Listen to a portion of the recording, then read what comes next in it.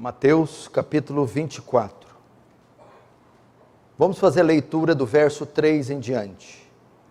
No Monte das Oliveiras, achava-se Jesus assentado quando se aproximaram dele os discípulos, em particular, e lhe pediram: dize-nos quando sucederão estas coisas e que sinal haverá da tua vinda e da consumação dos séculos. Ele lhes respondeu: vede que ninguém vos engane. Verso 5. Porque virão muitos em meu nome, dizendo: eu sou Cristo, e enganarão a muitos. Agora verso 11.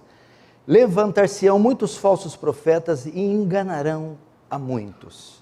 Até aí, fecha os olhos, vamos orar. Pai Santo, a Ti a honra, a glória, o louvor e o domínio. Estamos diante de Ti e da Tua face. E nessa dura missão, Senhor, de expor as Escrituras, de expor o erro e o engano. Sem a ação do Espírito Santo, o poder do Espírito Santo, tudo não passará de retórica.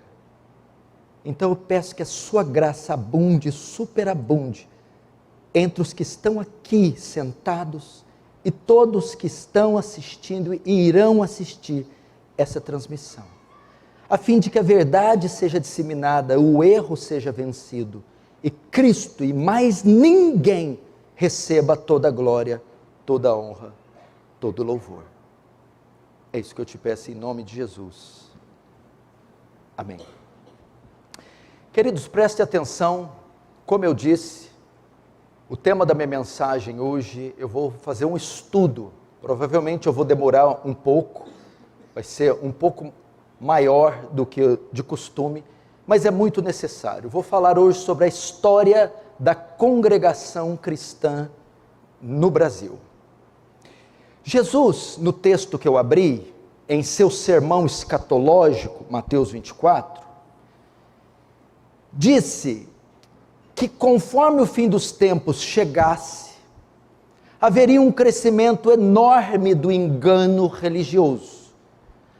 À medida que o fim dos tempos, a consumação dessa era terminasse, fosse consumada com a sua volta, um dos sinais que precederiam sua volta, seria o crescimento do engano religioso. Muitas seitas e heresias marcariam o nosso tempo. Portanto, nem tudo que se declarasse ser de Deus, ou viesse em nome de Deus, seria de Deus. Por isso, se faz necessário um estudo sobre seitas e heresias, para nós conhecermos o que é falso e o que é verdadeiro, ou para nós discernirmos o falso do verdadeiro, o verdadeiro do falso. O termo seita vem do latim secta, que significa partido, facção, escola filosófica, ou um grupo religioso que nega um ou mais fundamentos da verdade bíblica, da ortodoxia, ensinando assim heresias. Esse é o significado de seita. É um ajuntamento religioso, que se diz religioso, mas nega um ou mais fundamentos da ortodoxia. Ou o que é a ortodoxia? Aquilo que a igreja creu nos 2000 anos.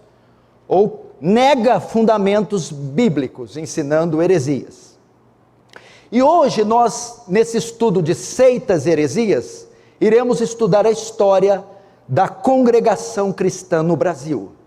Lembrando que o nosso objetivo não é atacar pessoas, ofender pessoas, nem dizer a elas a sua condição diante de Deus, isso é entre elas e Deus.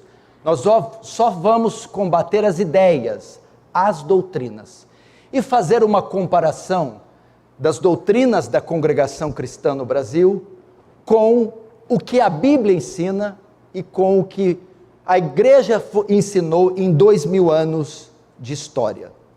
Ok? Então essa é a nossa razão. Nós amamos as pessoas, de dentro e de fora da congregação cristã. E é porque nós amamos elas tanto que nós vamos dizer a elas a verdade. Esse é o verdadeiro amor. dizer a verdade àqueles que porventura não sabem a verdade. E por que fazer um sermão?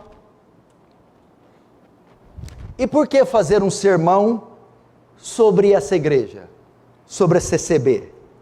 Quais as razões de gastar um tempo falando sobre ela? Bom, em virtude de tudo que vem acontecendo nos últimos anos envolvendo essa igreja, a Congregação Cristã no Brasil. Tudo começou com a pandemia de 2019, que atinge o seu auge em 2021. E o Brasil sofre aquilo que nós chamamos de quarentena. Durante mais ou menos 4 meses consecutivos, tudo se fechou, inclusive os cultos religiosos. Nós fomos proibidos de cultuar nesse tempo, e a única saída eram as transmissões feitas pela internet. Os pastores poderiam vir nos templos sozinhos e fazer uma pregação aqui que seria transmitido para os lares dos fiéis. Como a Congregação Cristã não tinha nenhuma programação pela internet, aliás, pregava contra a internet, ensinava que internet, televisão é pecado e do diabo, o que aconteceu? Seus membros, 4 meses isolados, começaram a procurar alimento, já que a CCB não oferecia, e começaram a assistir às exposições bíblicas de outros pregadores, Augustus Nicodemos, Paul Washer, as minhas, Marcos Granconato. Eles começaram então a ter acesso à sã doutrina, ouvir pela primeira vez uma pregação expositiva, um capítulo inteiro sendo pregado versículo por versículo. Ouviram pela primeira vez o termo justificação pela fé, o evangelho, os atributos de Deus. Foi então que a Irmandade começou a perceber que havia algo de errado com a Congregação Cristã no Brasil. E com o passar do tempo, agora com seus olhos desvendados, porque foram vendados durante décadas, um número enorme de fiéis da Congregação Cristã no Brasil começaram a sair ao ter acesso às doutrinas, às verdades, às exposições reveladas pela internet. E um número muito grande começou a sair dessa igreja, nos que alguns chamaram esse momento de o êxodo da Congregação Cristã no Brasil. Entretanto, nesse processo, várias dúvidas surgiram, e ainda surgem até hoje sobre essa igreja. Ela é uma seita? Ela ensina heresias? O que está errado com sua doutrina? É o que tentaremos responder hoje à luz das Escrituras. Diferente das igrejas pentecostais, e a igreja Congregação Cristã no Brasil é pentecostal, ela nega isso, mas você vai ver que ela é pentecostal até no tutano. Diferente das outras, a Congregação Cristã adota paradigmas de vida que eles creem que sejam estilo de vida dos primeiros cristãos do primeiro século. É o modelo da igreja apostólica. Eles pensam que a igreja deles, o perfil que eles adotaram, as suas doutrinas, é para trazer de volta a era apostólica. Então nós vamos comparar as suas doutrinas com as Escrituras. De acordo com os dados do censo do IBGE, a Congregação Cristã ocupa a terceira posição, como a terceira maior denominação evangélica do Brasil. E ela é a segunda entre a vertente pentecostal, com mais de 4 milhões de membros, só atrás da Assembleia de Deus. Então ela é a segunda maior igreja pentecostal do Brasil, só está atrás da Assembleia de Deus. Ela tem mais de 4 milhões de membros em todo o Brasil. Mas para conhecermos melhor a natureza dessa igreja, da onde saiu essa igreja e todas as doutrinas, porque ela é uma igreja misteriosa, Fica difícil avaliar ela porque ela não documenta nada, não registra nada, não publica nada, não tem casas publicadoras, não tem jornais, não tem revistas, não filma, não tira foto, oculta tudo. Mas aí com a pandemia teve que registrar. Aí começou os vídeos, as declarações, e foram começando a mudar as papeladas. E esses registros de áudio, de vídeo, de escrita, foram capturados. Mas para conhecermos melhor a natureza dessa igreja, devemos voltar na história e conhecer suas raízes. Primeiro, o seu fundador. Seu fundador foi um italiano chamado Luiz Francescon. Francescon nasceu em 29 de março de 1866 em Cavasso Nuovo, na província de Udine, na Itália. Francescon foi filho de camponeses católicos, o pai Pietro Francescon e a mãe Maria Lovisa Francescon. Luiz Francescon, o fundador da Igreja Congregação Cristã no Brasil, era filho de pais católicos e se batizou na Igreja Católica. Francescon não era um homem estudado, ele não chegou a concluir o 2º ano do ensino elementar. Aos 15 anos foi para a cidade de Budapeste, na Hungria, onde aprendeu a compor mosaicos. E também nessa cidade, serviu ao exército, permanecendo lá, na Hungria, até os seus 20 anos de idade. O século XIX, em boa parte da Europa, foi marcado por muita pobreza e insegurança política, o que levou muitos a imigrarem para os Estados Unidos, incluindo evangélicos italianos. Por sua poderosa economia, uma das cidades escolhidas foi Chicago, que atraiu uma multidão de imigrantes, não só de italianos, mas de vários outros países no final do século XIX. Entre esses imigrantes estavam a comunidade dos valdenses, que atraiu uma multidão de imigrantes.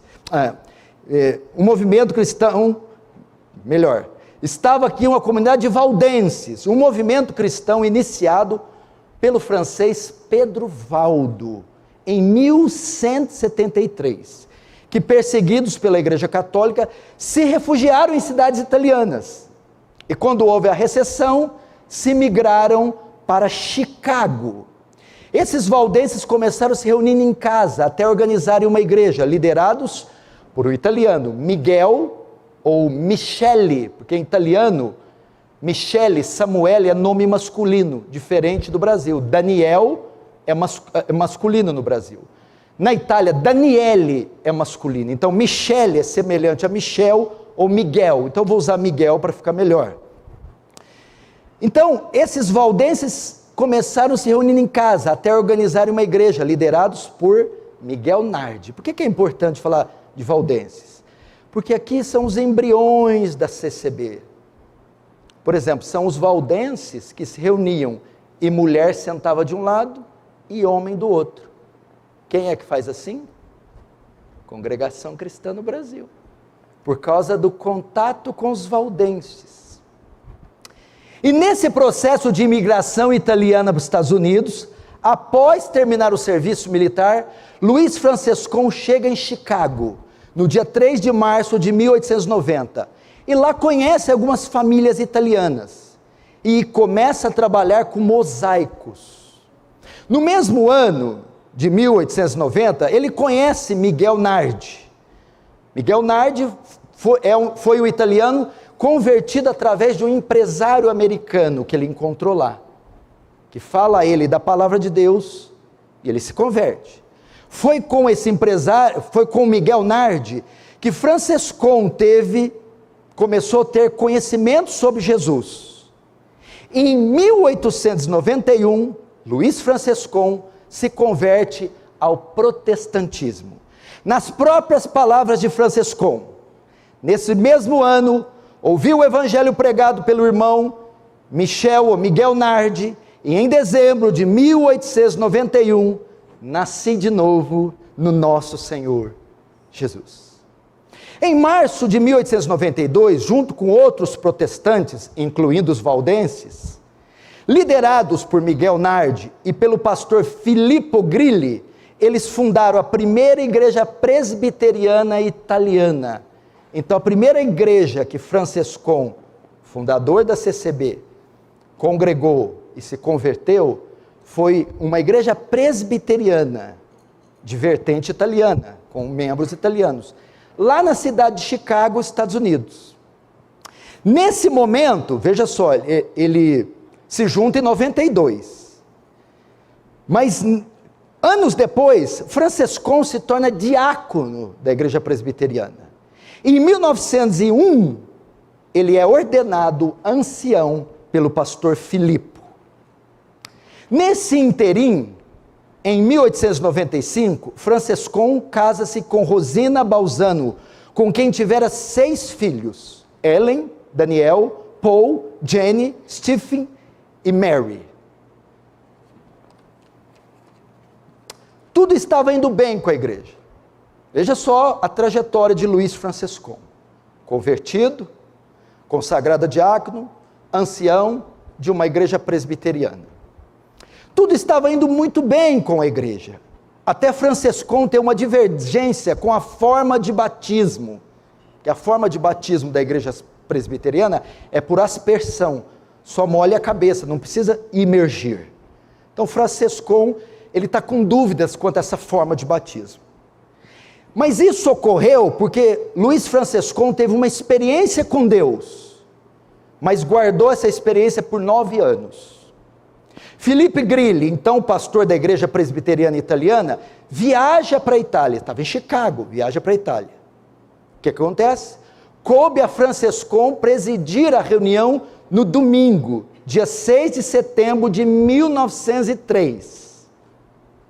Agora, com a ausência do pastor aspersionista, Felipe Grilli, que batiza por aspersão, Francescon teve uma oportunidade, e diante da congregação falou sobre uma revelação que havia acontecido há 9 anos.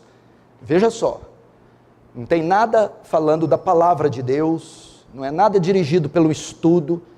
Ele vai começar dizendo que as ideias foram formadas por revelações. Com a viagem do pastor Filippo, ele então revela à igreja a sua experiência. Veja só ele contando.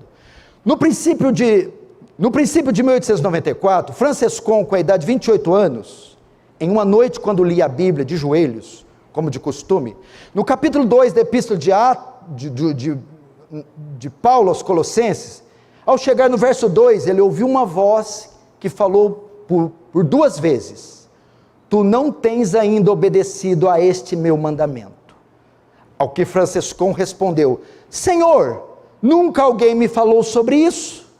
O que ele leu? Colossenses 2:12. Sepultados com ele no batismo, nele também ressuscitaste pela fé no poder de Deus, que o ressuscitou dentre os mortos. Francescon entende que o batismo da presbiteriana estava errado, porque ao ler esse texto, Deus fala com ele: tu não tens ainda obedecido a este meu mandamento. E usa esse texto. Só que esse texto aqui está falando da nossa união com Cristo, não está falando sobre doutrina de batismo. Então veja, as primeiras percepções dele quanto à doutrina vêm por uma revelação. Talvez aqui também o embrião do modelo revelacional da CCB, que ela prefere a revelação, ela dá prioridade à revelação em detrimento das Escrituras. Então ele tem essa experiência e ele entende que o batismo feito pela presbiteriana está errado. Voltando ao 6 de setembro, nesse mesmo domingo, dia 6, havia sido marcado um batismo, e competia a Francescon, como ancião, presidir o culto na igreja presbiteriana italiana. Foi o pretexto encontrado para falar com os irmãos o que sentia o seu coração. E Francescon então conta, no púlpito: depois de 9 anos que o Senhor me falou de obedecer ao seu mandamento, amanhã, com a ajuda de Deus, terei a oportunidade de obedecê-lo. Se alguns de vocês quiserem assistir, venha ao Lago de Michigan. Completou especificando o local exato e a hora. Ele compartilha esse testemunho, esse sonho, essa revelação com a igreja. Tinha um batismo marcado, então Franciscão diz: eu vou batizar da forma que Deus me revelou. Vai ser um batismo por imersão nesse lago de Michigan. Então ele convida para estarem lá. Compareceram um total de 25 irmãos, dos quais 18 obedeceram juntamente com ele ao batismo por imersão, feito pelo evangelista e diácono Giuseppe Beretta. Giuseppe era um imersionista, que batizava por imersão, que estava afiliado à igreja presbiteriana italiana. E naquele dia, junto de outros irmãos, ocorreu também o batismo por imersão de Luiz Franciscon, que até então só havia se batizado na igreja católica. Quem é esse Giuseppe Beretta que ele encontrou lá e se uniu ele? Foi um imigrante italiano que teve uma experiência de conversão junto à igreja metodista, outro fragmento da doutrina da CCB, um pouco dos valdenses, um pouco da presbiteriana italiana, e agora também dos metodistas, do movimento Holiness, iniciado por Wesley, mal entendido por Wesley, que entendia a santidade, o perfeccionismo de uma santidade plena. Então, todos esses fragmentos são incutidos na vida de Franciscon, que mais tarde vão se manifestar nas doutrinas da CCB. Aí o que acontece? Nesse inteirinho, o pastor Felipe Grilli regressa de viagem. Depois que Franciscon contou a visão, fez um batismo por imersão, a igreja está toda dividida. Ao chegar, o pastor Filipe, Franciscon se dirige a ele e pede o seu afastamento daquela igreja. E juntamente com aqueles irmãos que tinham sido batizados por imersão, eles deixam a igreja. Motivos que fizeram Franciscon abandonar a igreja foram a questão do batismo, a questão da lealdade à igreja, a questão do ministério pago e a questão da forma de culto. Então, um fragmento da igreja batista italiana, até eu estou falando curva, é um salada, da igreja presbiteriana italiana sai. Quem são esses?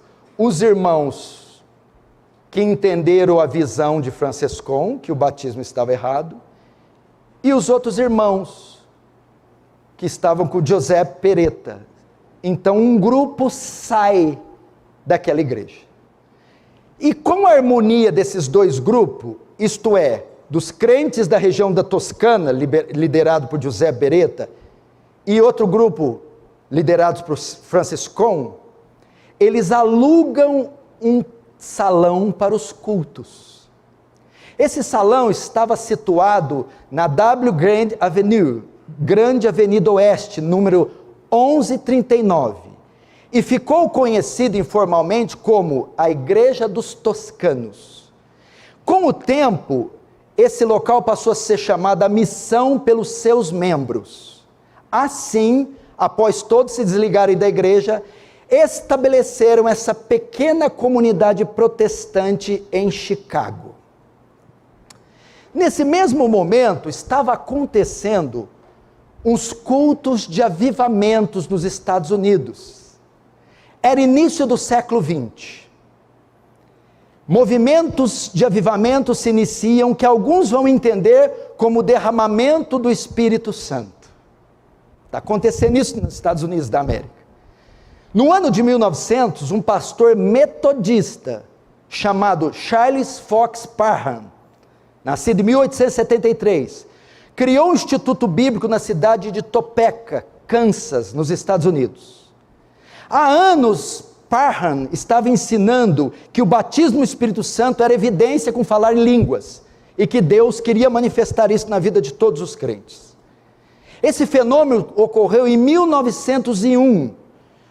Em 1901, quando uma de suas alunas, Agnes Osman, pede para Parham impor as mãos sobre a sua cabeça, para que ela recebesse o batismo com o Espírito Santo. Após então Charles Parham fazer uma oração com imposição de mãos, Agnes teve a experiência de falar em línguas, e falou em várias línguas, e posteriormente a ela, muitos outros irmãos, que estudavam na escola bíblica de Topeka, foram também batizados no Espírito Santo, e começaram a falar em línguas.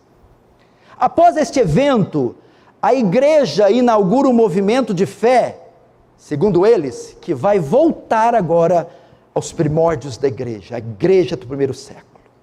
Esse período aqui, então, ficou conhecido como Avivamento de Topeka, liderado por Charles Fox Parham. Um dos alunos de Parham, da escola bíblica, também discípulo dele, era o jovem pastor William Seymour, um jovem pastor negro, que também participou do avivamento em Topeka. William Seymour, nascido em 1870, era filho de pais ex-escravos no início da vida. Seymour foi criado como um batista, mas ele era muito dado a sonhos e visões na sua juventude. Discípulo, aluno, tendo participado do avivamento de Topeka e influenciado por Charles Parham, William Seymour se muda para Los Angeles, a fim de exercer o pastorado em uma igreja. Entretanto, quando ele chega lá com essa doutrina de buscar a segunda bênção, o selo da promessa, o batismo com o Espírito Santo, o mover do Espírito Santo, com evidência de falar em línguas, ele acaba não sendo aceito. E então funda a sua própria igreja, um templo abandonado pela igreja metodista.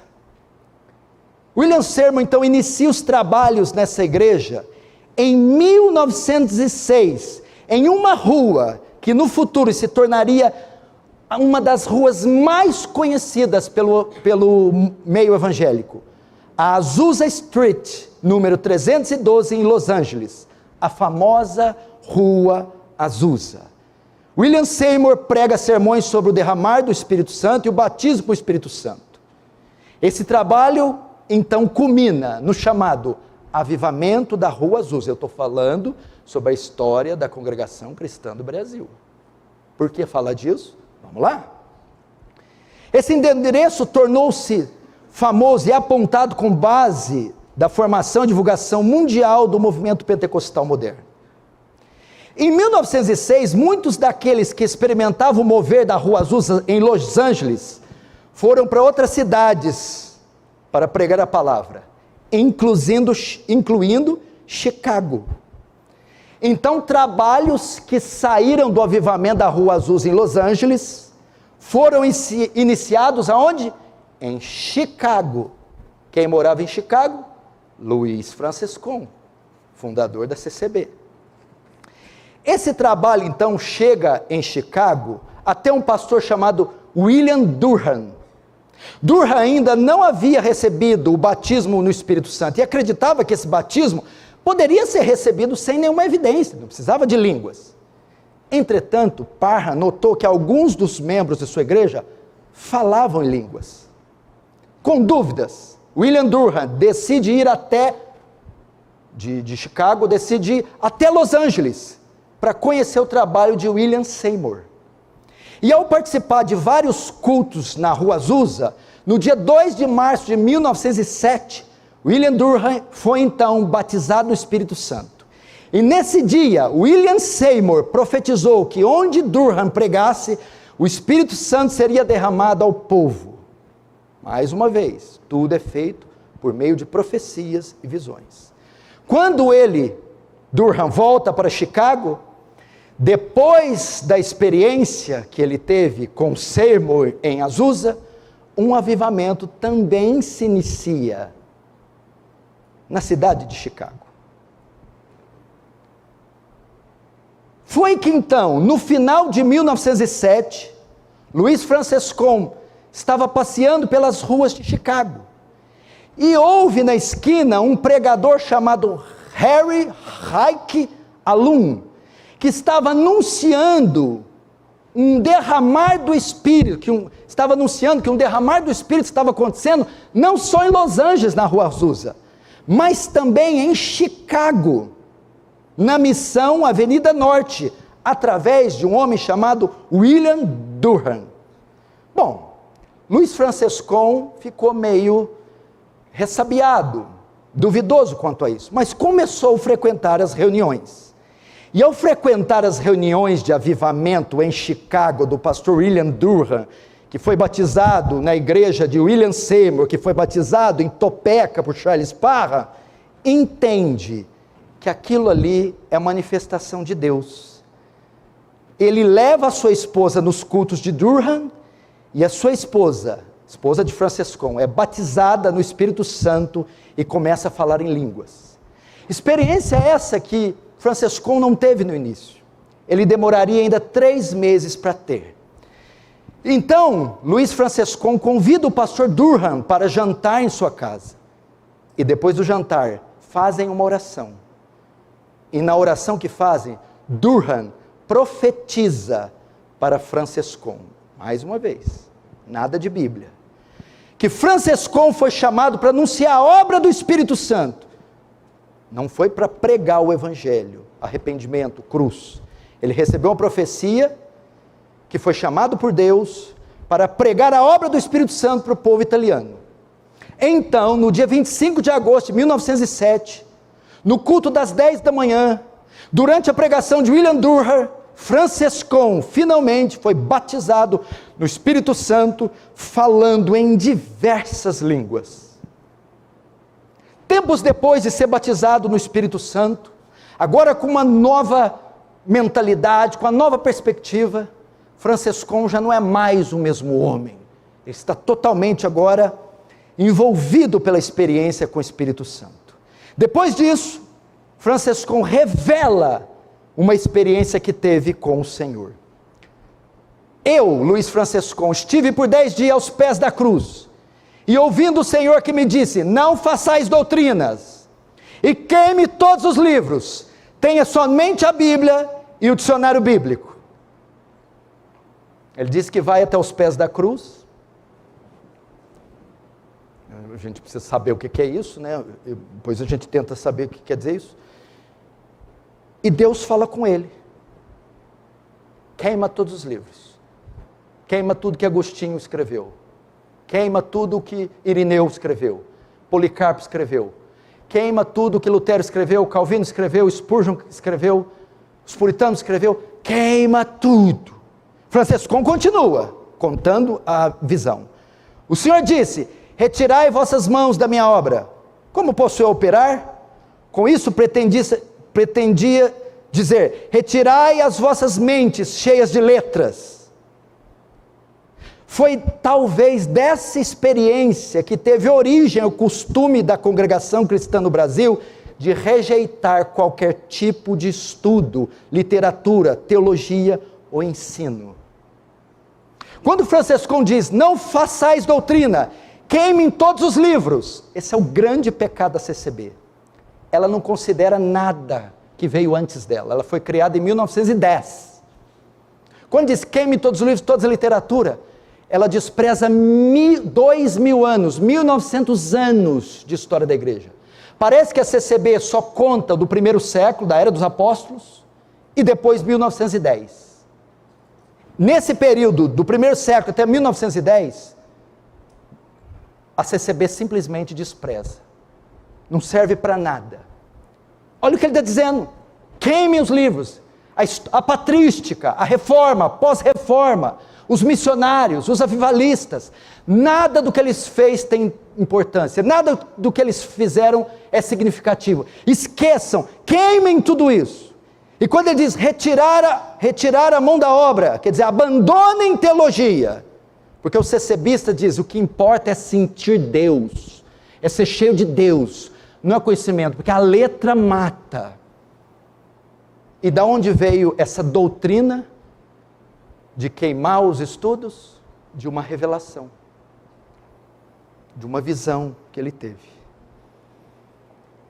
Notem também que em toda essa história que eu contei agora, em todas essas experiências, não há menção do Senhor Jesus. Cristo não é o centro de todo enredo que envolve Francescon. Não há menção da sua cruz. Não há chamado ao arrependimento e à fé. Não há exposição da palavra de Deus, nem tampouco a pregação do Evangelho. Só o mover do Espírito Santo. Essa é a história do fundador da CCB. Prosseguindo. A partir dessas experiências, a igreja começou a crescer rapidamente. A igreja que estava com cristãos presbiterianos e cristãos toscanos. Agora todo mundo cheio do Espírito Santo, essa igreja começou a crescer. E se iniciou um trabalho de expansão dentro e fora dos Estados Unidos. Alguns voltaram à Itália a fim de evangelizar, começando pelas famílias. Em 1909, Luiz Francescon embarca dos Estados Unidos para a Argentina. Eles encontram uma colônia de italianos agricultores nos vilarejos. Eles encontram uma colônia de italianos agricultores nos vilarejos de Três Arroios e São Caetano. Lá inicia-se uma obra de evangelização. E Francescon começa a pregar a eles dizendo que o Senhor batiza com o Espírito Santo. Isso não é a pregação do Evangelho. A pregação do Evangelho é centrada na pessoa e obra de Cristo, que culmina na crucificação, morte e ressurreição. Então ele começa a ensinar isso. Começam a realizar os cultos e o Senhor batiza alguns com o Espírito Santo. Então igrejas são plantadas na Argentina, curas são realizadas, milagres. Francescon permanece ali por 5 meses. Depois de haver passado pela Argentina, finalmente Luiz Francescon viaja para o Brasil, no dia 8 de março de 1910. E ele vai desembarcar no Porto de Santos e vai viajar até São Paulo. Ele chega até a Estação da Luz, e encontra um homem chamado Vincenzo Pievani, um italiano, que segundo Luiz Francescon, só o encontrou porque em um dia, Deus disse a Francescon, vá até o Parque Jardim da Luz, na Estação da Luz. Então ele encontra esse italiano, Vincenzo Pievani. Este, após longa conversa e testemunhos que Francescon dá a ele, lhe dá uma oferta e convida Francescon para ir até o Paraná, lugar onde Pievani residia. A princípio, Luiz Francescon não obteve muito sucesso em São Paulo. Então deixa São Paulo e viaja para Santo Antônio da Platina, no Pará. Chegando no dia 20 de abril de 1910, foi lá onde estabeleceu o primeiro grupo de pentecostais no Brasil. Ele encontra uma colônia de italianos lá, começa a pregar a eles, e 11 pessoas são batizadas. Assim, dia 5 de junho de 1910, começa o primeiro embrião da congregação cristã no Brasil. 11 pessoas batizadas em uma reunião, no dia 5 de junho de 1910, em Santo Antônio da Platina, no Pará. Mas no dia 20 de junho, Francescon retorna a São Paulo, e ali encontra outro grupo de italianos evangélicos no bairro do Brás. Esses estão afiliados com a Igreja Presbiteriana Unida, mas levados pelas pregações de Francescon, aceitam o testemunho do batismo com o Espírito Santo, e o mandamento que o batismo deve ser feito por imersão, sendo assim batizadas 20 pessoas. Desse grupo, Felipe Pavan, que era presbítero na Igreja Presbiteriana Unida, foi o primeiro ancião do Brás, ordenado pelo próprio Francescon, em 4 de setembro de 1910.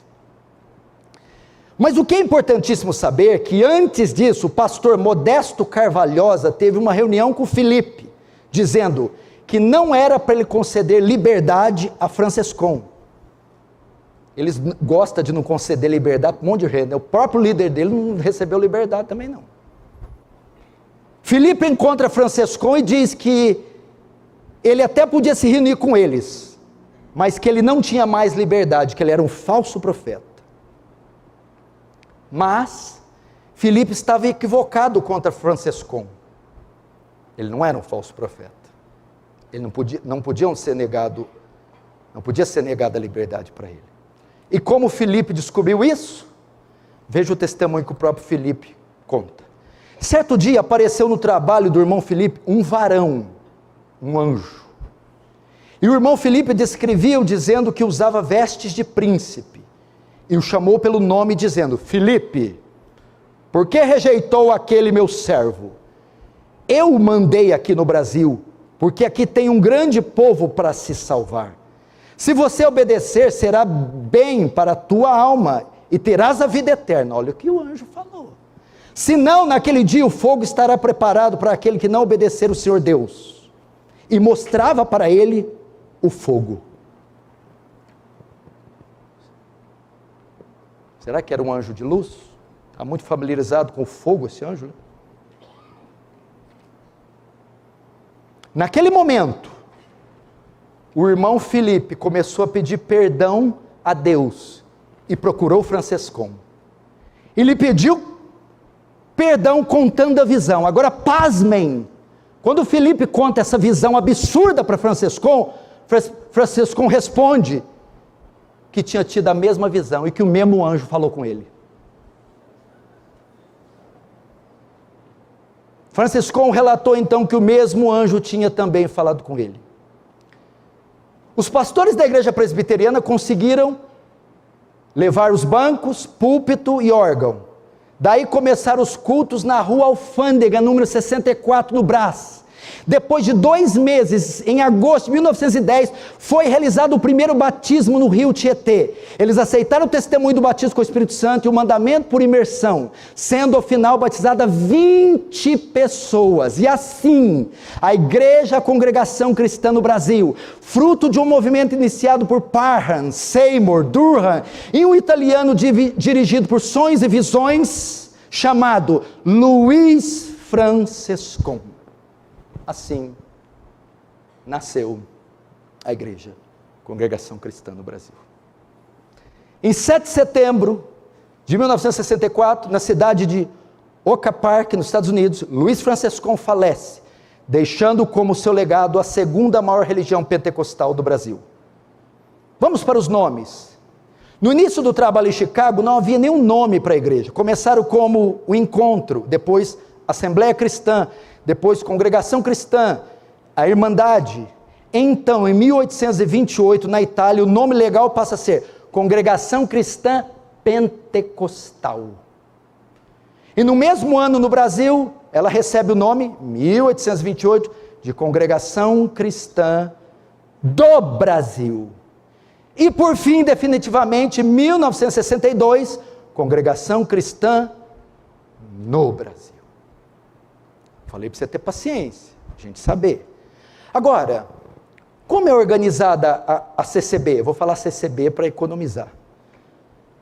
A organização da CCB é muito simples. Sua liderança é formada pelo corpo ministerial, composto por anciãos, cooperadores de ofício ministerial e diáconos, não havendo remuneração para nenhum dos cargos.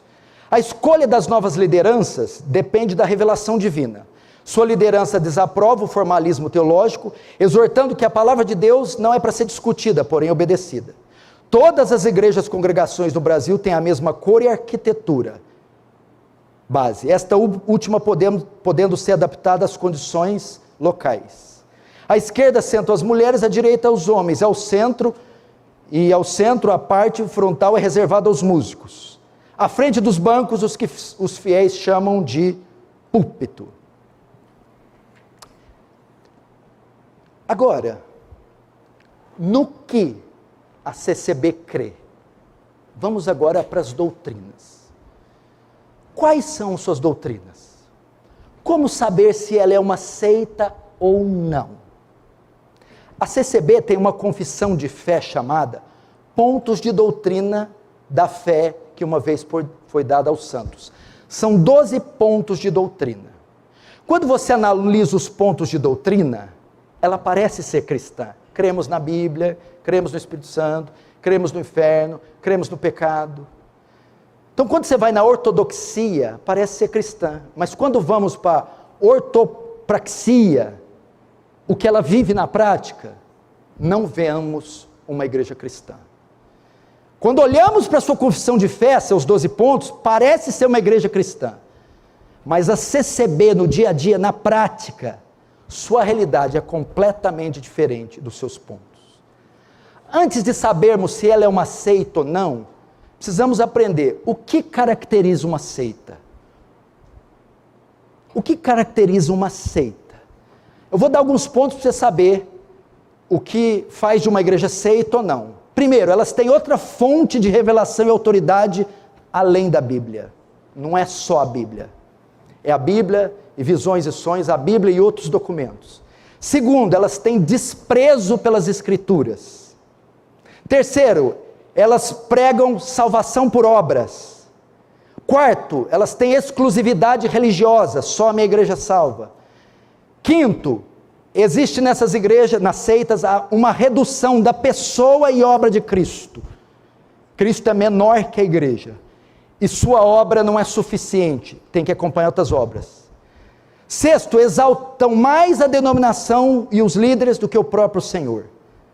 Sétimo, as seitas têm um sistema de autodefesa. Você não pode falar mal nem sair, que você recebe ameaça. E último, tem um conjunto de doutrinas heterodoxo. O que é hétero? Diferente. Conjunto de doutrinas diferente de todas as outras igrejas. Só ela crê daquele jeito. Isso é comum de seita. Agora o que vamos fazer? Vamos observar a CCB e ver se essas características das seitas estão presentes no seu escopo doutrinário. Vamos ver. Agora, para sabermos o que a CCB realmente crê, só nos 12 pontos não é suficiente. Devemos analisar outros documentos, eles têm outros documentos, e avaliar a realidade dos seus cultos e comportamento da membresia, e aí nós saberemos. A CCB fez uma convenção em 1936 e 1948, onde foi criado o Livro de Mensagens. Esse livro trata os pontos de doutrina da CCB. O que são pontos de doutrina? Ensinamentos sobre diversos pontos práticos e doutrinários. Nós então vamos ver alguns desses pontos e vamos comparar com a Escritura e com as 7 características de seita. Primeiro, não devemos pregar contra o estudo.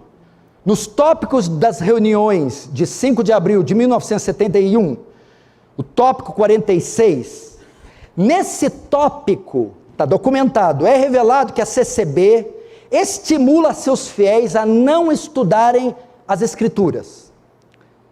Lemos: há servos que interpretam como uma proibição de estudo a parte da palavra que diz, e o muito estudar é enfado da carne.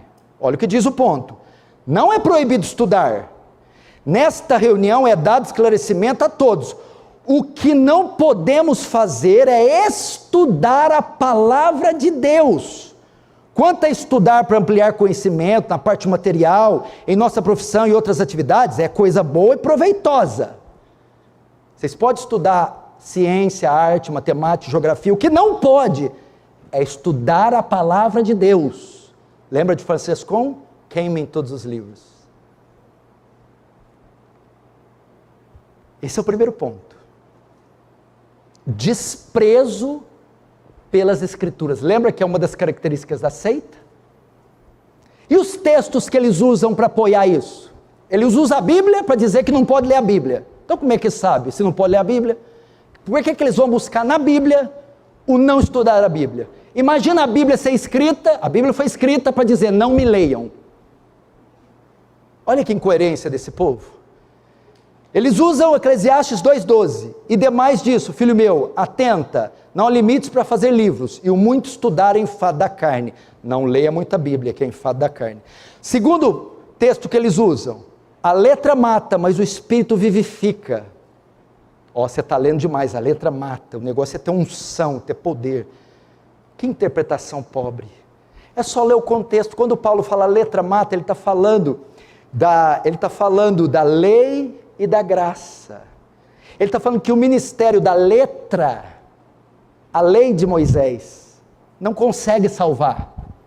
É impossível observar ela condena. Mas a graça trazida pelo Espírito Santo, por Jesus, através do Espírito Santo, vivifica. Não tem nada a ver com estudar.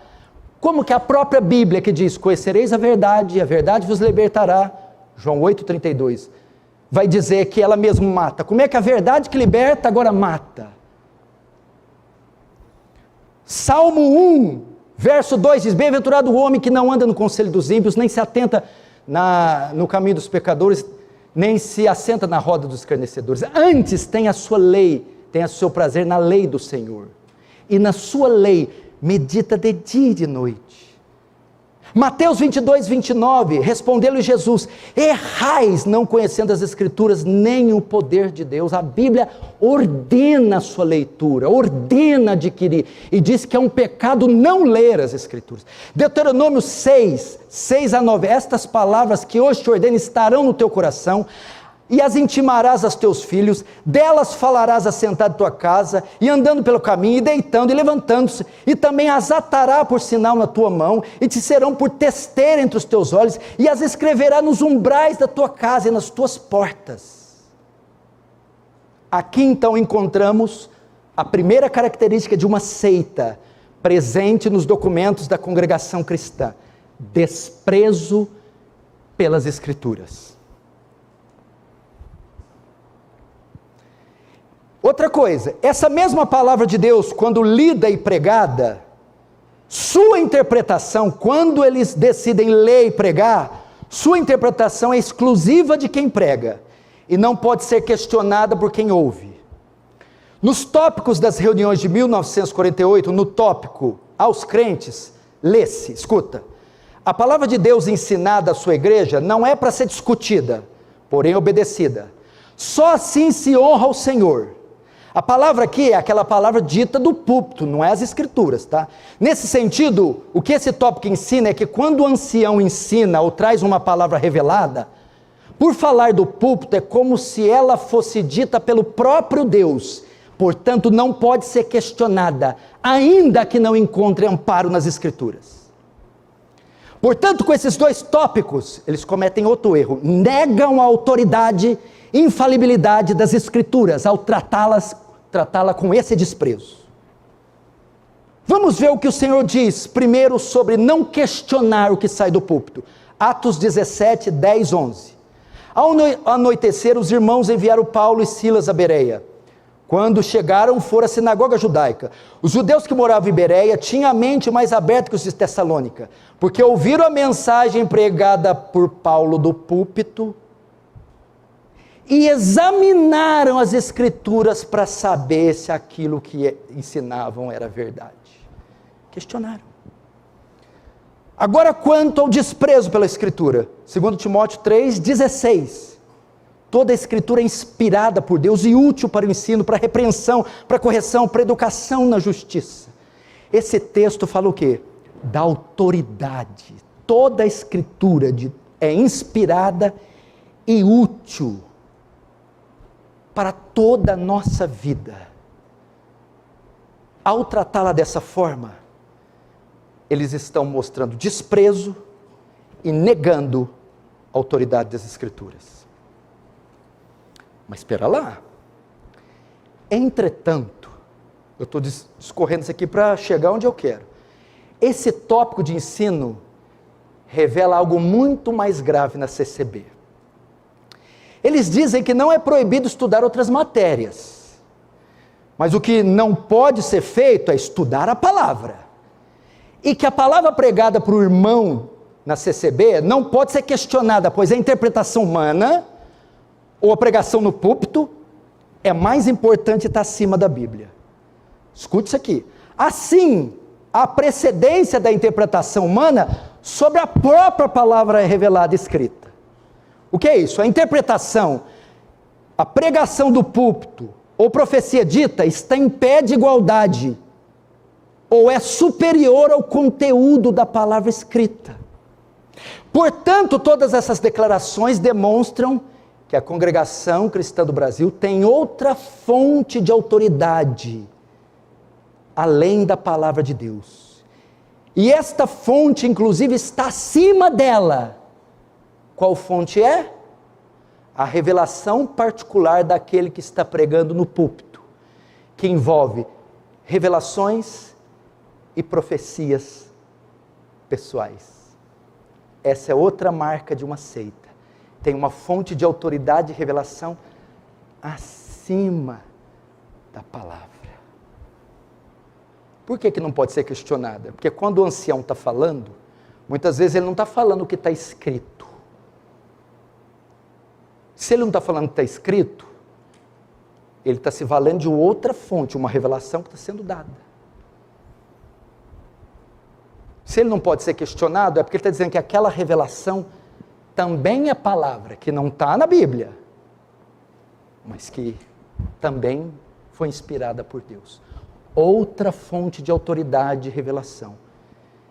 Isso, presta atenção, isso decorre em razão dos seus documentos, que eles foram mudar. No artigo 19 do Estatuto da CCB, afirma nos pontos de doutrina, que eles creem na Bíblia inteira e aceita como contendo a infalível palavra de Deus.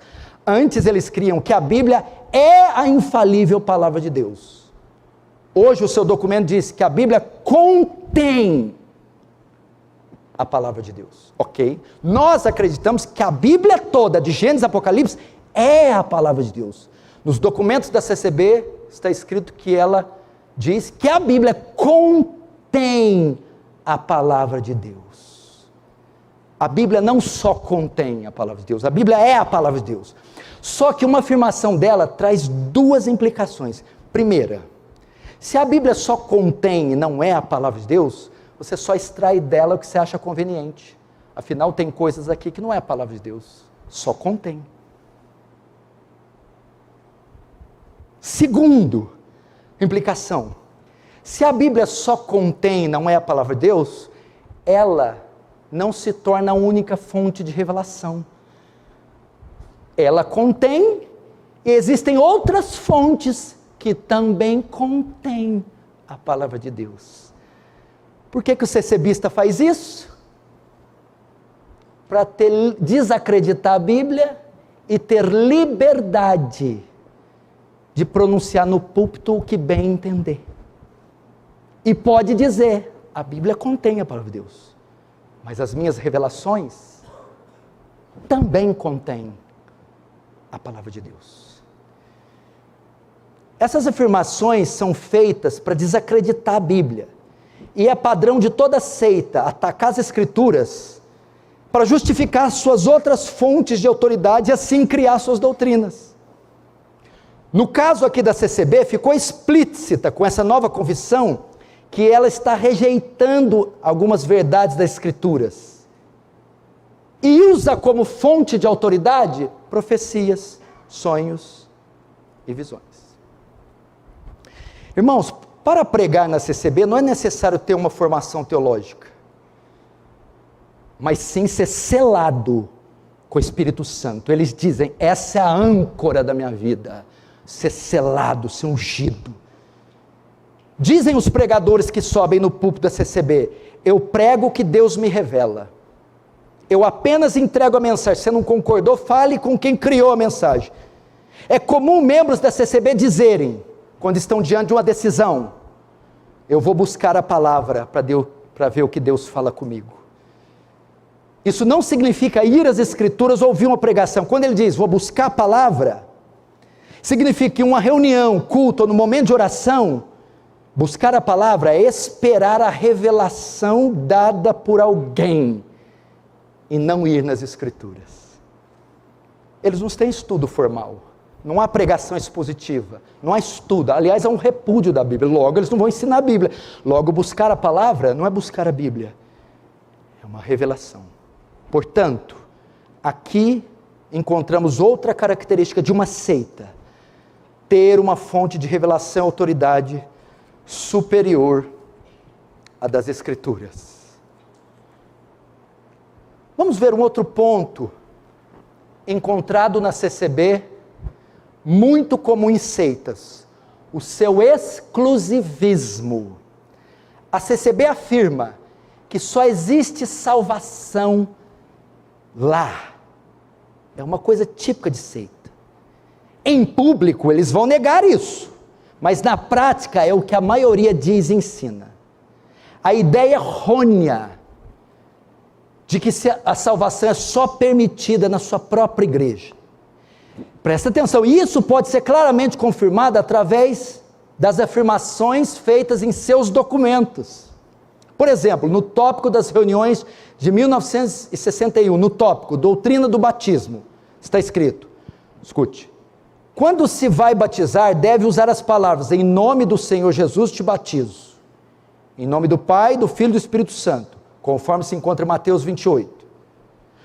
O Senhor nos guiou em que só sejam considerados nossos irmãos aqueles que se batizam entre nós na obra de Deus. Não temos parentes nem amigos, todos somos iguais, e quem não está na doutrina não é considerado como irmão. Quem não está na doutrina é quem não está na CCB. Só é considerado irmão, salvo quem batiza na CCB. Somos todos iguais, mas não é considerado como irmão, nem tem liberdade nos cultos. Não tem liberdade. O que é ter liberdade? Seria o direito de pedir hinos, testemunhar, orar, ou seja, direito de cultuar.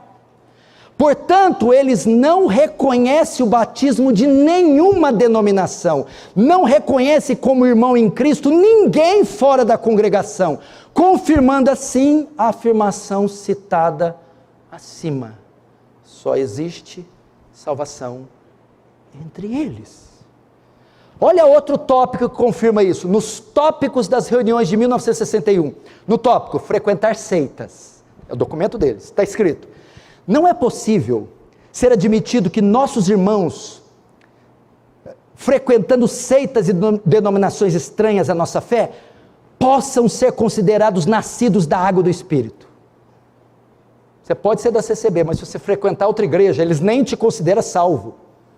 A igreja de Cristo jamais se unirá com organizações de espécie alguma, presbiteriana, batista, metodista, assembleia. Assim devem tais irmãos serem exortados com veemência, e se porventura não renunciarem tais hábitos, que hábitos? De frequentar outra igreja, não serão mais considerados irmãos e impedidos assim da comunhão da igreja. Olha que absurdo. Você é excluído, você não é considerado salvo se você foi numa batista.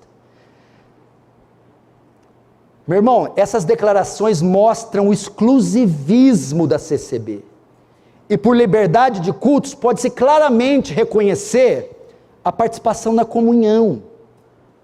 E isso é vedado até membros de outras denominações, mesmo em comunhões com as suas igrejas, até mesmo que tenham sido batizadas em nome do Senhor Jesus e por imersão. E o exclusivismo é tão grande que está até previsto a exclusão de membros da Irmandade, caso insistam em frequentar outras denominações. Tais práticas só servem para demonstrar que a Igreja Congregação Cristã do Brasil possui o caráter de uma seita. Qual que é a resposta bíblica? Acho que eu não vou usar a Bíblia não, Raquel. Eu vou usar a minha cabeça. Eu penso, se a congregação cristã foi criada em 1910 e só tem salvação nela, como é que o povo era salvo antes? Em 1909 e meio, 1908, 7, 1900, 888. É ridículo pensar isso. É uma igreja que tem pouco mais de 100 anos. Atos 4,12 diz: em nenhum outro há salvação, porque também debaixo do céu nenhum outro nome dado entre os homens pelo qual devemos ser salvos. Jesus, a salvação só se encontra em Jesus. E fora de Jesus não há salvação. A salvação não está numa igreja, não está numa denominação. João 14,6 diz: Jesus, eu sou o caminho, a verdade e a vida. Ninguém vem ao Pai se não passar por mim, Jesus, e não por denominação. Nós temos 21 séculos de salvação, primeiro século, segundo século, terceiro século, e Jesus foi salvando sem nunca precisar da CCB. Portanto, aqui encontramos outra característica de uma seita: o exclusivismo, dizer que a salvação, a verdade só se encontra lá. Ela proíbe os membros frequentar qualquer outra igreja. Veja outro tópico de reunião de 1977. Lemos: o povo de Deus não deve se envolver com sociedades secretas, nem frequentar religiões, credos e outras formas de doutrina. Surgiram ultimamente certas religiões estranhas que vêm iludindo a muitos, principalmente a mocidade. Estejamos todos advertidos contra a ação e influência desses emissários, portadores de doutrinas estranhas. Exclusivismo. Tá aí outro ponto, outra característica de uma seita. Mas agora tem outra coisa aqui. Entretanto, na doutrina do batismo, encontramos outra heresia: a redução da pessoa de Cristo. Uma das marcas da seita que eu disse no início, eles reduzem a pessoa de Cristo. E no batismo a gente vai ver isso, presta atenção. Nos tópicos de reunião 1936 e 61, este sacramento, batismo, se exerce por imersão conforme declarado em Colossenses 2,12, praticado pela igreja primitiva, em nome de Jesus Cristo, Atos 2, e de acordo com o santo mandamento, em nome do Pai, do Filho e do Espírito Santo. Então a CCB ela faz um batismo estranho, é em nome de Jesus e em nome do Pai, do Filho e do Espírito. Então é assim: eu te batizo em nome de Jesus e em nome do Pai, do Filho e do Espírito. Ela usa isso. Então está escrito aqui, quando se vai batizar, deve usar as palavras: em nome do Senhor Jesus eu te batizo, e em nome do Pai, do Filho e do Espírito Santo. Sabe por que eles batizam em nome de Jesus e depois em nome do Pai, do Filho e do Espírito? Porque eles consideram Jesus inferior ao Filho. Eles acham que Jesus é humano e o Filho é divino. Dessa forma, Jesus não seria essencialmente o Filho, ou Jesus não seria divino, mas só humano. Eles veem o Jesus humano como inferior ao Filho divino, como se Jesus fosse só humano e o Filho divino. Isso pode ser confirmado nos pontos de doutrina, veja só, nos itens 2 e 3, no tópico natureza de Cristo, lemos, escute: a natureza humana de Jesus, gerada no ventre de Maria, é claramente distinta da natureza divina do Deus Filho, segunda pessoa, 1 João 5,20. Da Trindade Santa, que nele se tornou corpo. Olha só, o Senhor, tomando natureza humana como objeto de ser o representante do que neles creem para a remissão dos pecados, na sua condição de homem, era inferior a Deus. Eles não entendem que Jesus é a mesma pessoa, 100% divino e 100% humano. E que Jesus e o Filho é a mesma pessoa. Assim fazendo, eles negam a doutrina ortodoxa da união das duas naturezas, a divina e a humana, em uma só pessoa, definida no Concílio de Calcedônia, século V a.C. No que chamamos união hipostática, que já ensinei aqui. O que é Jesus?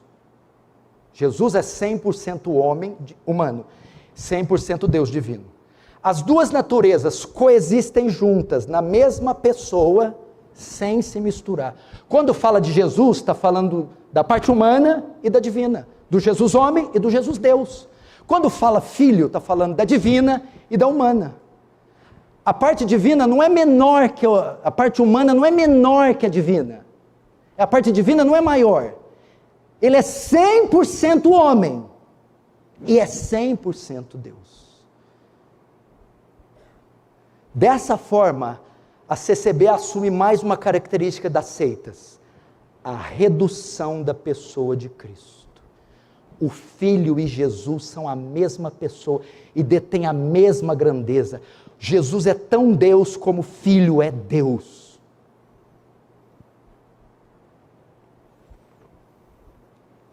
E a menção do batismo em nome de Jesus não trata da fórmula batismal, e sim de atos de batismo. A prova disso é que em Atos 2:28 está escrito: em nome de Jesus Cristo eu te batizo. Aquelas pessoas estavam sendo batizadas na autoridade. Quando Pedro fala, você acaba de pregar o sermão, e para a remissão dos pecados, que vocês sejam batizados em nome de Jesus. Aquilo não é um ritual. Sejam batizados na autoridade de Jesus. Como é que você manda? Com que autoridade você vem aqui e nos manda batizar? Na autoridade do nome de Jesus. E na hora do ritual, eu te batizo em nome do Pai, do Filho e do Espírito Santo. Estou terminando, não fique nervoso. 10 para meia-noite nós terminaremos. Não saio daqui enquanto não terminar com isso aqui. Entenderam o que é gravíssimo?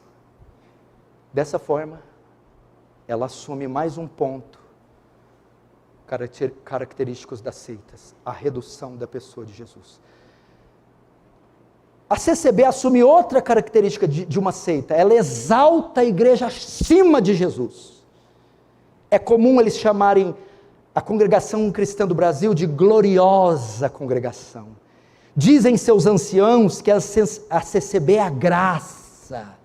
E agora não tem como esconder, tem um vídeo circulando, tem vídeos do ancião do Brás dizendo: a CCB é a estrela, a CCB é a graça. Não adianta negar, agora tem registros.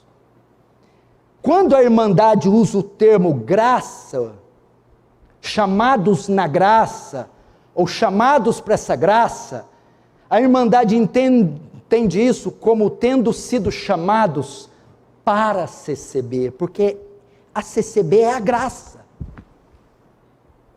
Meu Deus do céu, a Escritura, quando define graça, ela diz: graça é o favor imerecido de Deus aos homens. Só que com essa afirmação, eles estão dizendo que a fonte de salvação é a igreja, e não Cristo. A CCB que é a graça. Não, a CCB não é a graça. Jesus é a graça. João 1,17. Porque a lei foi dada por Moisés, mas a graça e a verdade vieram por Jesus. Jesus é a graça, de modo que se estiver fora de Jesus, você está condenado. Assim, a congregação cristã assume outra característica de uma seita: exaltar a denominação acima de Cristo. Eles não enfatizam a vida de Jesus, a obra de Jesus, o senhorio de Jesus, a volta de Jesus, a morte de Jesus, a ressurreição de Jesus.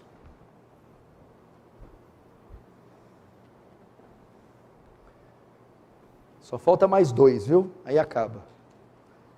Mais 2 dúzias. Mais um ponto: ignorância e pregação do Evangelho. O Senhor ordenou em Mateus 26,18: ide por todo mundo e pregai o Evangelho a toda criatura. A CCB defende que não se deve sair para evangelizar, e ela se utiliza novamente de versículos fora do contexto. Ela usa Mateus 7,6: não dei aos cães coisas santas. Mas vai pregar para quem então? Para quem que vai pregar? Você não pode pregar para os cães. Cães aqui é quando alguém deliberadamente resistir sucessivamente o Evangelho, não quero, aí o Senhor Jesus para de pregar para ele. É isso que esse texto quer dizer. Outro argumento da CCB é que devemos pregar ou anunciar o Evangelho somente quando sentimos, ou quando o Espírito Santo mandar. Ora, Jesus não ordenou para seus discípulos que esperasse até que alguém sentisse que deveria pregar ou aceitar o Evangelho. Mas ele disse em Marcos 16,15: ide por todo mundo e pregai o Evangelho a toda criatura da terra. É comum ouvirmos da Irmandade que os crentes que vão à praça pública vão para aparecer, estão escandalizando a palavra de Deus. Vejamos a resposta bíblica para ele, Atos 1,8: mas recebereis virtudes do Espírito Santo, e ser-me-eis minhas testemunhas em Jerusalém, Judeia e Samaria, até os confins da terra. 1 Coríntios 9,16: porque se anuncio o Evangelho, não tenho de que me gloriar, pois é-me imposta essa obrigação, e ai de mim se não anunciar o Evangelho. Romanos 1,14 e 15: eu, Paulo, sou devedor do Evangelho, tanto a gregos como a bárbaros, tanto a sábios como a ignorantes. Assim quanto está em mim, estou pronto para também vos anunciar o Evangelho em Roma. Aqui nós encontramos também outra marca de uma seita. Se uma das marcas é reduzir a pessoa de Jesus, a outra é reduzir a obra de Jesus. E no que consiste a obra de Jesus? O Evangelho. E você vai ver isso, olha o elo que eu vou fazer.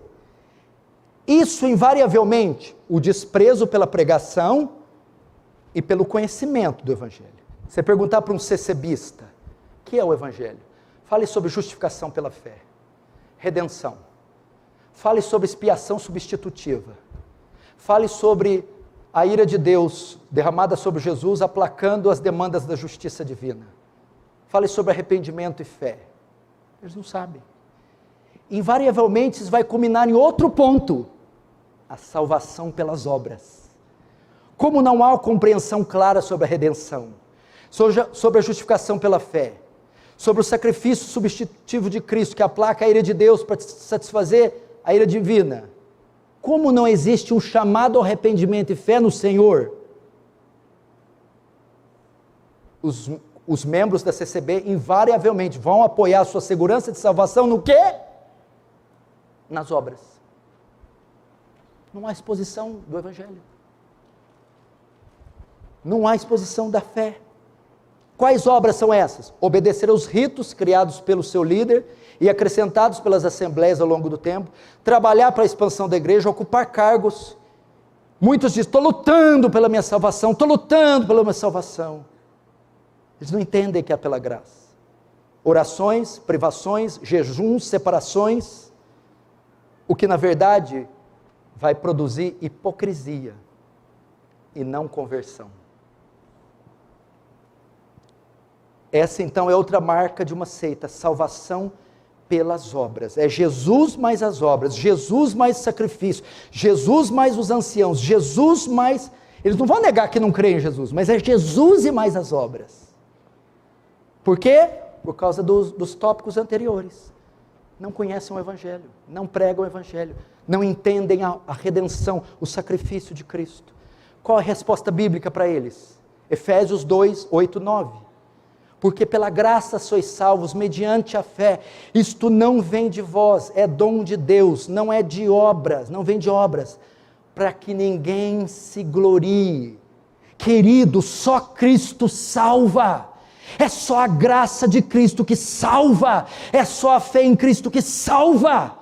Não, a salvação não está em uma denominação, a salvação não vem pelo mérito humano, a salvação não vem por divina revelação, é uma obra da graça, e só Cristo pode salvar. Por fim, essa eu vou bem rápido, a CCB assume mais uma e a última característica de uma seita. Ela tem um conjunto de doutrinas heterodoxo. O que é hétero? Diferente. Doutrinas diferentes. Heterodoxo é aquilo que contraria padrões, normas ou doutrinas estabelecidas. Ela tem um conjunto de doutrinas que só ela tem e mais ninguém. Ela despreza as doutrinas vividas por 2000 anos de história de igreja. E cria doutrinas que são pessoais, particulares, só a eles. Isso é típico de doutrina. Igual o Testemunho de Jeová. Tem a doutrina de não fazer transfusão de sangue. Primeiro, não tirar isso. Segundo, quem mais observa isso? É uma doutrina heterodoxa, só eles possuem. Quais doutrinas são essas? Eu vou falar rapidinho. Primeiro, o adultério como pecado de morte. Nos tópicos das reuniões de 1984, no tópico erros de doutrina, lemos: quem pregou que o adultério não é pecado de morte, deve se retratar perante a Irmandade e desfazer o que disse. Servo que pregou erros de doutrina deverá receber a correção dada pelos outros servos e desfazer seu erro perante a Irmandade em outro culto. 1 João 5,16 está escrito assim: há pecado para a morte, e por esse não digo que rogue, peço que não ore. Paulo está falando na primeira carta de João para orar por quem pecou, para conversão, para voltar, para perdoar, mas para quem pecou, pecado de morte, para esse não ora. Esse pecado não tem salvação, não tem solução. A congregação cristã no Brasil acredita que esse pecado de morte é o adultério. Você traiu, você é excluído e você não tem mais o perdão. Você está excluído da comunhão e você não tem mais liberdade na CCB. Porque para eles esse é o pecado de morte. E está escrito num dos seus tópicos que quem dizer que não é pecado de morte, o adultério, vai ser disciplinado. Isso é um absurdo. A Bíblia diz que não há pecado que não tenha perdão. Qualquer pecado tem perdão. O único pecado que não tem perdão é o que está em Mateus 12, 31. Por isso vos declaro, todo pecado e blasfêmia serão perdoados aos homens, mas a blasfêmia contra o Espírito Santo não será perdoada. O que João está tratando aqui, pecado de morte na sua carta, não é adultério, é apostasia. É quem blasfemou contra o Espírito Santo. Qual que era a heresia do primeiro século que eles estavam enfrentando? O gnosticismo. Negava as naturezas de Jesus, rejeitava a obra salvadora. Isso é blasfêmia contra o Espírito Santo. Resistir deliberadamente à vida de Cristo, à obra de Cristo, à cruz de Cristo, às naturezas de Cristo, não tem nada a ver com adultério. Mas é uma doutrina heterodoxa, pecado para a morte. Quais as consequências dela interpretar assim? Se o pecado para a morte exclui o irmão, e ele não pode mais se ligar à irmandade, como a CCB é o único caminho, o resultado é culpa, depressão, um fardo sobre ele. Só tem salvação na CCB, não adianta eu buscar em outro lugar. E aqui eles não me recebem, porque eu caí da graça. Vai destruir a vida dessa pessoa. Outra coisa, oração somente de joelhos. Os membros da CCB ensinam que só deve se orar de joelhos. Como é que faz para cumprir 1 Tessalonicenses 5,17? Orai sem cessar. Dizem os adeptos da CCB que somos fariseus porque oramos em pé. Resposta bíblica. Em Gênesis 18, houve oração de pé. Atos 2, 1, 4, oraram sentados. 1 Reis 18, 42, oraram de cócoras. Jonas 2, 1, oração num ventre de um peixe. Isaías 38, 2, oraram deitados na cama. Assim, não há posição exata para oração. Podemos orar sempre em todo lugar, da forma mais conveniente. Segunda doutrina que é típica só deles, o uso de véu pelas mulheres. Dizem os ensinos de março de 1948. Sempre que a mulher orar ou profetizar, deve estar com a cabeça coberta. É necessário estar atenta para em nenhum caso ofender a palavra de Deus. Esta não se contradiz. A sabedoria do Senhor não nos deixou um estatuto perfeito, um estatuto imperfeito. Página 16. Presta atenção. Segundo eles, a mulher da CCB só ora de véu. No culto, fora do culto, até em casa, né? Todo momento que a mulher vai orar, ela tem que pôr o véu. Por causa da passagem de Paulo na primeira carta aos Coríntios, capítulo 11. Que a mulher que ora sem véu, ela desonra o homem, desonra ao marido. Então toda mulher que ora e profetiza tem que pôr o véu.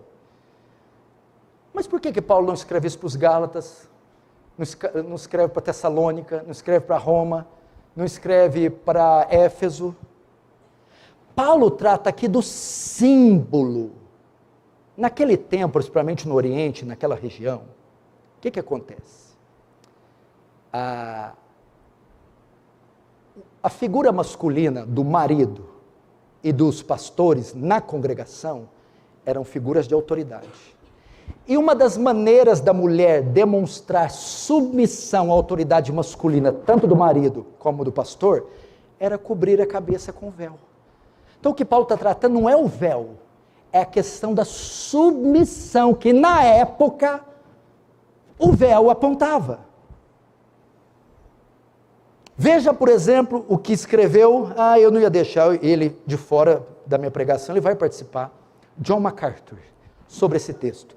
Na sociedade da cidade de Corinto, era um sinal de autoridade sobre a mulher, o homem orar e profetizar com a cabeça descoberta. A mulher, por sua vez, deveria cobrir a cabeça nessas atividades. Consequentemente, era uma vergonha para um homem cobrir a cabeça, pois sugeria uma reversão da relação apropriada. Então, quando Paulo manda a mulher cobrir a cabeça durante o ato de orar, ela estava demonstrando que estava debaixo da autoridade masculina. Só isso. Então é uma questão teológica e cultural. Teológica, demonstrar submissão. Cultural, naquela época o véu demonstrava submissão. Hoje, a questão teológica continua. O marido é o cabeça da mulher. O pastor é que rege a congregação. A mulher se submete. O véu, hoje, é sinônimo de submissão? Não.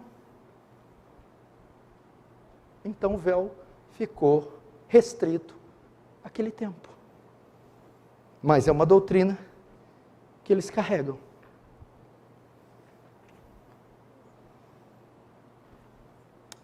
Amém?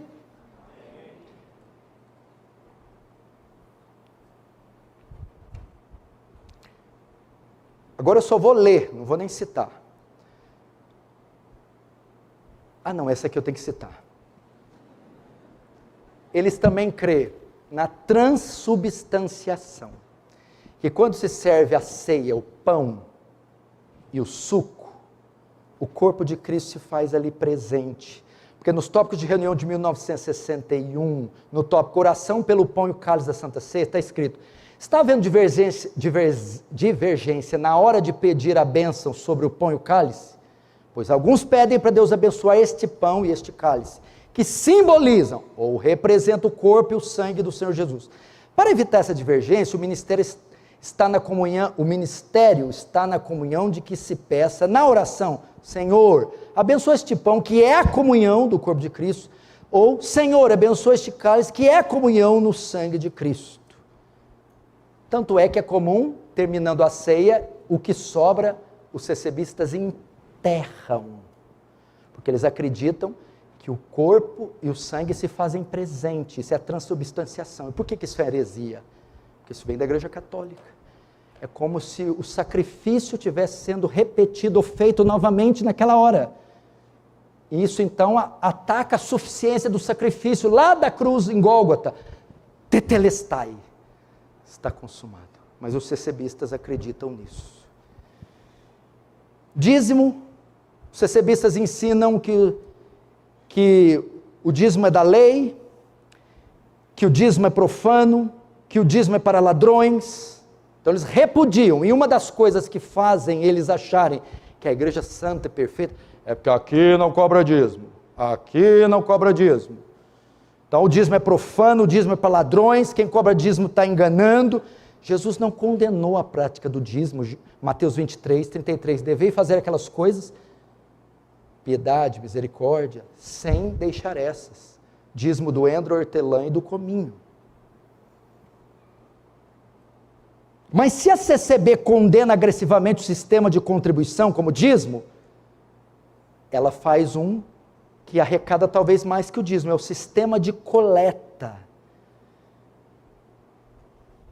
Publicamente não fazem coletas, de modo que as pessoas que entram pela primeira vez têm a impressão que a CCB não se fala em dinheiro, mas ela tem sistema de coleta. Primeiro, oferta da piedade, ou contribuição para os pobres da CCB. Oferta para compra de terrenos, aquisição de propriedades. Oferta para fins de viagem, destina-se ao custo das viagens dos anciãos. Oferta para conservação dos prédios, trata-se de contribuição para a reforma de prédios. Oferta de votos, quando alguém testemunha resultado de alguma bênção recebida, dá a sua contribuição.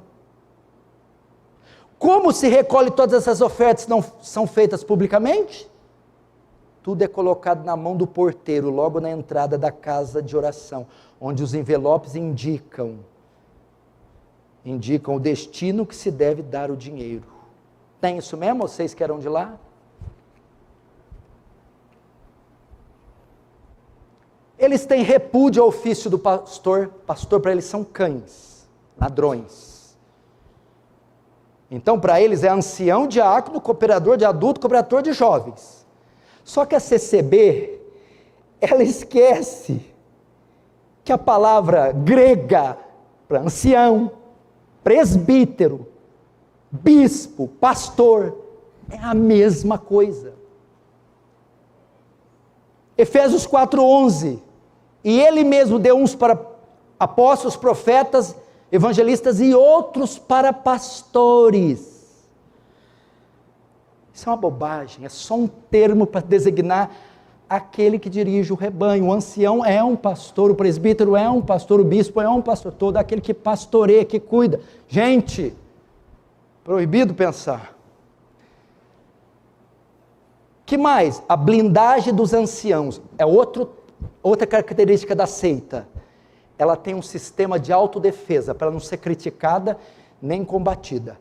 Nos tópicos das reuniões de 1961, no tópico Batismos e Ceias, lemos: os servos de Deus são anjos da igreja, e que o Senhor já isso tem confirmado pelo primeiro ancião que ordenou aqui em São Paulo.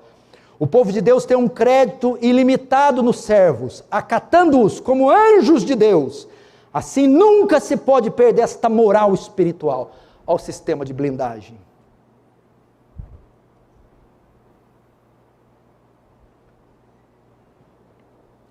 Não pode atacar, não pode falar contra.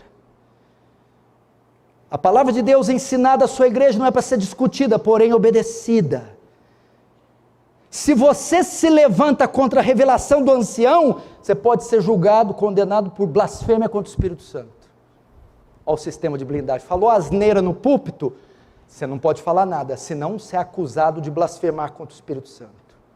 Se você critica e sai da igreja, você vai ouvir, Deus vai te pesar a mão, você não vai encontrar outro caminho, cedo ou tarde você vai voltar, Deus vai te amaldiçoar. Se você sair daqui, você vai perder a salvação, as outras igrejas são seitas. É típico das seitas aprisionar os seus membros por ameaças e medos. Nos seus documentos, a CCB confirma essa característica. Por isso ela aprisiona, os seus membros entram em pânico. Está aqui o irmão que veio da cidade de Bauru para assistir um culto, ele achou que Deus ia matar ele no caminho. Ele era da CCB 215 anos, saiu para ver um primeiro culto fora da igreja. Ele tinha que pegar 300 quilômetros de estrada, ele pensou que Deus ia matar, porque estava desobedecendo. Quem? A Bíblia? Não, o ancião. Porque é o sistema de ameaça.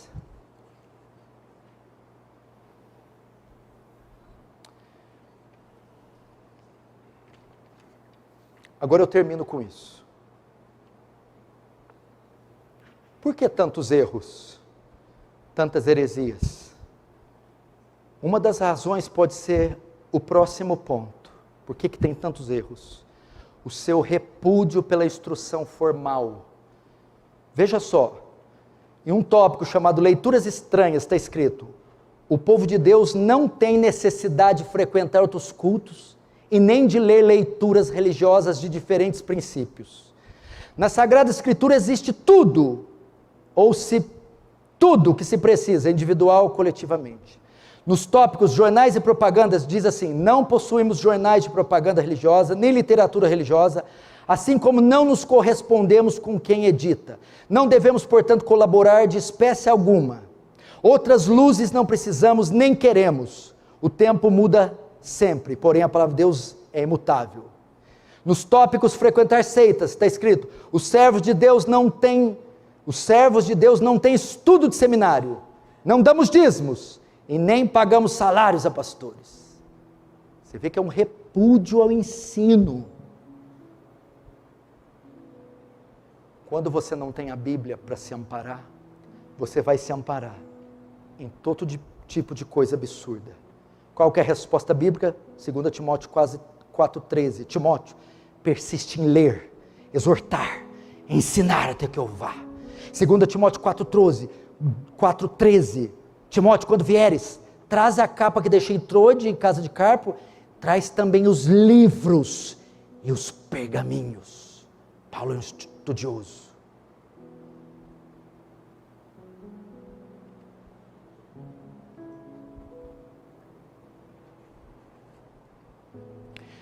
Queridos, a Igreja Presbiteriana do Brasil, no Supremo Concílio, que foi feito em 2022, resolveu não reconhecer a Congregação Cristã do Brasil como igreja genuinamente evangélica, devido à identificação nesta de características peculiares aceitas, como compreensão equivocada sobre as Escrituras Sagradas, sobre a natureza dos sacramentos, especificamente o batismo, sobre cristologia e exclusivismo. A Presbiteriana do Brasil, em um dos seus concílios, editou uma declaração considerando a Igreja Congregação do Brasil uma seita. Nós, diante de tudo que vimos, só vimos a ponta do iceberg. Nós também, diante de tantas afirmações claras, registradas em seus documentos, entendemos que a Congregação Cristã do Brasil também é uma seita. Meu conselho a todos vocês que estão me ouvindo e me vendo: comecem imediatamente a ler, estudar e aplicar as Escrituras em suas vidas. A Bíblia é a nossa única regra de fé e prática. Não são apóstolos, pastores, sonhos, visões e profecias malucas. Vá para a Escritura e conhecereis a verdade, e a verdade vos libertará. Creiam apenas em Jesus Cristo para a salvação dos seus pecados. Só Jesus pode resolver o seu dilema diante de Deus. A salvação é pela graça, mediante a fé. Isso não vem de obras para que ninguém se glorie. É dom de Deus. O meu último conselho: se essa denominação não começar a pregar a Bíblia, ensinar as Escrituras, a verdade, outros tantos sairão. Porque tudo que eles querem é a verdade, é o Evangelho, é uma revelação maior da natureza e dos atributos de Cristo, expostos aqui nas Escrituras. Que Deus tenha misericórdia, que Deus alcance essas vidas, não para a igreja A ou para B ou para C, que Deus as alcance para Cristo, para a vida eterna, para a salvação. Vamos fechar os olhos e orar. Querido Senhor,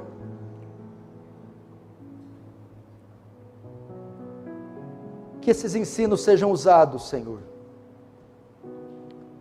para abençoar vidas, tirarem vidas do engano. Que o Senhor se compadeça, porque só palavras não são suficientes, mas que a graça verdadeira, não reduzida em uma comunidade, mas a graça que se expande por todo o mundo, que é a ação poderosa do Espírito Santo, que é irresistível, alcance homens, mulheres, crianças, jovens, de todas as espécies, estejam imergidos nas heresias até o pescoço, mas que de lá o Senhor as arranque, pela graça, pelo poder do Santo Evangelho. É o que nós te pedimos, em nome de Jesus.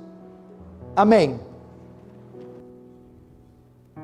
Vamos ficar de pé.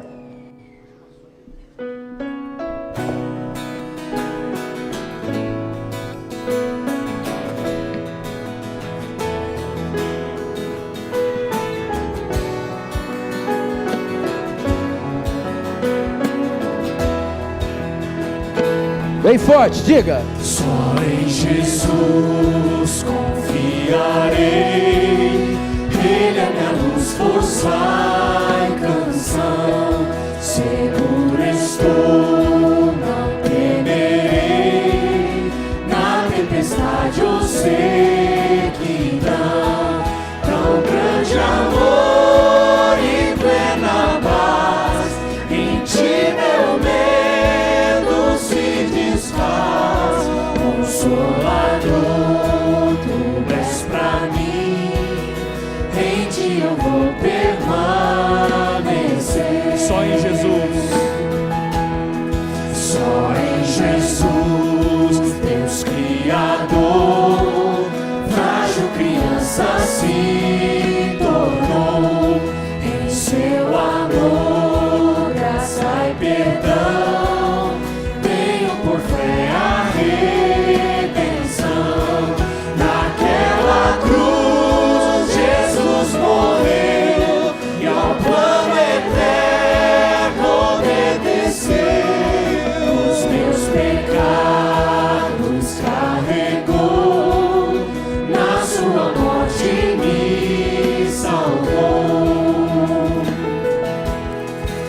Na escuridão, Jesus desceu, 3 dias lá permaneceu. Manhã gloriosa então brilhou, meu Salvador ressuscitou. Vitorioso é o Senhor, da maldição me libertou. Jesus é meu e dele eu sou, precioso sangue me comprou. Queridos irmãos, quarta-feira eu te espero aqui para oração. Cumprimento o seu irmão aí, estamos encerrados. Deus te abençoe. Nem o inferno poderá de tuas mãos me arrebatar, até voltar ou me chamar.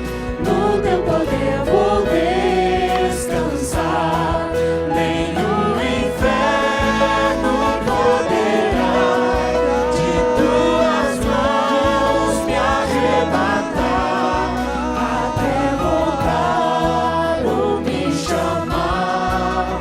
No teu poder vou descansar, até voltar ou me chamar. No teu poder vou descansar, até voltar ou me chamar. No teu poder vou descansar.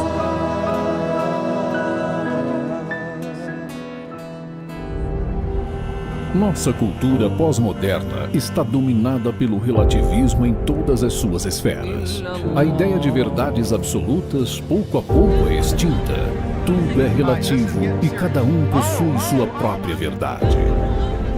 Este relativismo tem atingido as igrejas e colocado em dúvida a autoridade da palavra de Deus. Para o verdadeiro cristão, as Sagradas Escrituras são a única, suficiente, correta e infalível regra de todo o conhecimento, fé e obediência para a salvação. Ela é a melhor maneira de vivermos, a mais nobre maneira de sofrermos e a mais vantajosa maneira de morrermos. Em meio ao abandono e à crescente ignorância sobre as Escrituras, Deus proclama: toda a Escritura é inspirada por Deus e útil para o ensino, para a repreensão, para a correção, para a educação na justiça. Conferência Old School 2024. O tema desse ano será Autoridade e Suficiência das Escrituras. Os preletores desse ano serão Marcos Granconato. Os irmãos devem se concentrar num texto, tentar descobrir a intenção autoral e extrair as lições teológicas, doutrinárias, as verdades eternas que ele quis transmitir. Josh Boyce. And then draw the focus in to the person and work of Jesus Christ, presenting him as the transcendent, true, living God. Paulo Júnior. Igreja brasileira, não aceite, não confie, não dê crédito a qualquer espírito, não acredite em qualquer doutrina, não acredite em qualquer pregador. Steve Lawson. When we read the Bible and when we look into the Bible, it is like looking into a mirror. And suddenly you see what's inside your soul. Washer. I look at them Eu olho para eles and I say, listen to me. e eu falo para eles: me escuta. God has opened a door Deus abriu uma porta and the only thing can close e it a única coisa que pode fechar essa porta is your sin. é o seu pecado. A conferência será realizada no dia 6 a 9 de junho, na cidade de Franca, São Paulo. Faça agora mesmo a sua inscrição em nosso site www.conferenciaoldschool.com.br.